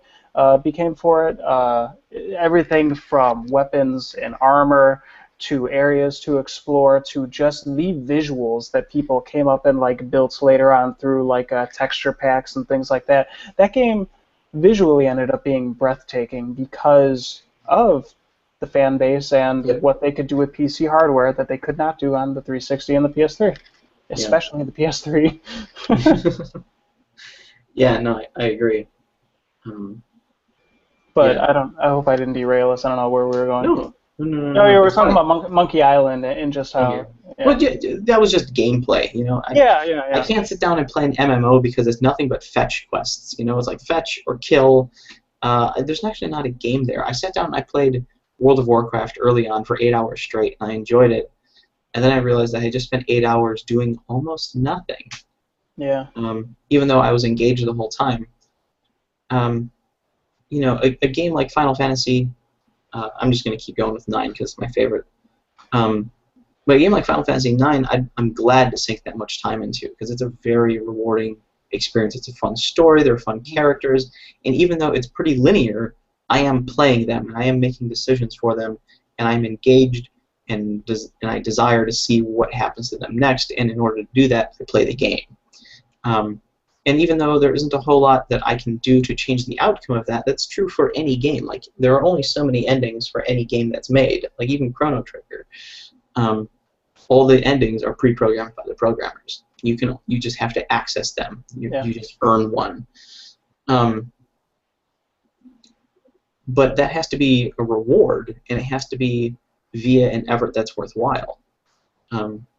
Actually, I have this write-up on Journey that I really want to do, but one of the beautiful things about it is that, and this may or may not be considered a spoiler, but you end up where you began the game. The game begins as a white beam of light crashes into the sand, and you end the game by disappearing into a white beam of light. And so, very appropriately, the game's called Journey because it's about the point or the place between the beginning and the end, which are unified visually within the game. And that's only a really small part of what makes that game beautiful. But those are the bookends, anyway. And so, yeah, that's the kind of game I want to play over and over again. Yeah. Dear Esther has this really bizarre story. It's like a triple layered story. It takes place over 3 different time periods, with 3 different sets of characters, and all you do is walk around in Dear Esther, but you hear the little epistles of the different stories come through, and you're trying to stitch them together in your head and figure out what happened, and it paints this very bizarre mosaic of this island that you're on, and you get a very strong emotional sense for what the island represents to each of the characters that have come here. And that's something I want to keep exploring. But I don't get anything like that in Skyrim or in World of Warcraft. It's just obsessive-compulsive exploitation. And I can't do that anymore. In fact, I never really could. Almost sounds like it's fair to say, to kind of bring everything full circle, is that on PC, if you build a new PC, let's say you want to build a beast that's going to be able to play The Witcher 3 when it launches in February, you'll also be able to play your Dear Esther's, your To the Moons, and your other art pieces and stuff like that. And so you're investing in what is already an incredibly well-rounded experience. As where if you're looking to spend that same or less, $400-ish on either an Xbox One or a PS4, unfortunately, right now, without the existence of things like PlayStation 1, you're only investing in Watch Dogs, Assassin's Creed 4, and like those few other games that have come out. Yeah, you're not investing in, your Journey, your Shadow of the Colossus, and your things like that, because unfortunately, it's the nature of the beast right now until we get to this point where there's not these huge gaps, and then in the future, I suppose we won't have to make decisions like, when do I stop playing my old games in order to play new games? Like it's. Yeah, and honestly, we're only moments away from that. Steam OS, is the most ready solution to the console generation issue. So if Sony and Microsoft don't make up for that soon, it seems very reasonable to assume that Valve can put a big footprint in the console war, because they have all of the good games. There are very few exclusives on PS3, or I should say on Sony or on Microsoft, that don't come to the PC as well. Sometimes I feel like what my ultimate game plan is going to end up being here is like literally tackle this top 10 list that I have, like the top 10 that I want to play, before I move on, and then even tackle some of the ones that are sitting on hard drives, and then even tackle some of the ones that you're saying, like the Okamis of the world and the Dear Esther's of the world, stuff that's not necessarily super high on my list, but I know I can play because I do have a Steam account and whatnot, and literally just get my head out of the gutter and like stop worrying about when I am or I'm not going to drop money on like a Wii U or a PS4, and just accept the fact that those systems are only going to become more and more available, probably a little bit cheaper and a little bit cheaper with time, and those games that I want to play on them are still going to exist. I guess you worry that you're going to miss out, like you're going to miss out on the hype, like Mario Kart 8's like really big now and stuff like that, and it's like great, I can play it in 2 months or at around Christmas time or something like that, and it's going to be amazing, but am I going to share that experience with anybody then like I would now? Yeah. And I guess that's the only thing that I'm afraid of missing out on. There's a really good Jim Gaffigan joke, and he's got plenty of good jokes. But in one of his earlier stand-ups, he's like, I finally got around to seeing Heat. the problem is, I can see where this is going. he's like, so I went to work, and I was like, hey, guys, I saw heat. And nobody wanted to talk about it. You're 10 years too late, man. Everybody saw heat. We know, it's great. We talked about it before. So yeah, there's a weird social pressure with it as well. You know, you want to keep up with everyone else. It wouldn't be remarkable for you to come across, you know, Mario Brothers. Yeah. Or Super Mario Brothers right now, and be like, whoa, guys, have you played this game? It's like, yeah, quite a bit. But at the same time, you know, you can say the same about any other art form. You know, everyone's experience is different. People who haven't seen Citizen Kane or people who haven't listened to the Beatles, it's like they're allowed to have their first experience, and they should be. You know, and so the problem, the reason why it's really difficult and really exclusive to video games is because if you grew up, if you're one of the young 20-year-olds writing at GameSpot right now, your first console system was the Nintendo 64. Yeah. That's a weird place for me to be because mine was the Atari 2600. That's awesome. Yeah, NES for me. Yeah, and I can't bring that game over to your house and play it. I can't show you, hey, this is what it was like back in the day. But with downloadable things in the thing stores, we might. with cross-platform gaming, with Steam machines, and honestly, I think Microsoft has an opportunity that they don't want to take, which is to make the Xbox One a Windows 8 gaming system. You know, it's really close to that anyhow, but there's not really a good reason other than probably hardware cost for them to just open up the Xbox One as a Windows-based gaming console. And if they did that, you could get a Steam app and you could just go bonkers. But they make so much money off of Xbox Live Arcade, it would be quite a transition. But it's something that I think they should really consider. Sony doesn't have that built in. Sony has their own operating system that everyone else has to then program for. Microsoft has it built in. The Xbox One is already running a version of Windows 8, if I'm not mistaken. Yeah. You know what the funny thing about that is that if they ever did something like that, where you could literally play Steam games off your Xbox, you know, via Windows 8 or anything like that, and developers started saying, you know, hey, we've patched, you know, like the game so that we've optimized the game for an Xbox One experience as well. And then you could have that, you know, like I said, I can sit down in front of my Xbox One, I can access Steam, and I can know that the way that I'm playing this game on my Xbox One is the same way everybody else is playing. I don't know why I have to think about that, but whatever.